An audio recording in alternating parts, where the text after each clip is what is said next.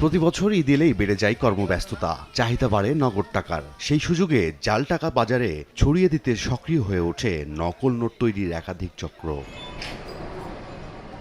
মানুষের চোখে ফাঁকি দিয়ে বাজারে ছড়িয়ে দেয় লাখ লাখ জাল টাকার নোট। এমন এক চক্রের সন্ধানে মাঠে নামে পুলিশ।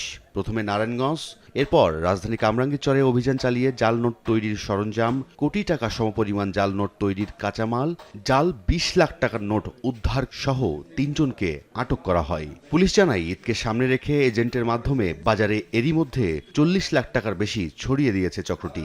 এই যে আমার হাতে দুটো দেখছেন, দুটো জাল টাকা, একটা ৫০০ টাকার নোট, একটা ১০০০ টাকার নোট। এটা একেবারে ফিনিশড প্রোডাক্ট, বি ক্যাটাগরির একটা নোট। এটা আপনি ধরলে হয়তো বা খুব বেশি সতর্ক না থাকলে বুঝতে পারবেন না, একটু সতর্ক হলে বুঝতে পারবেন যে টাকাটা মনে হয় জাল।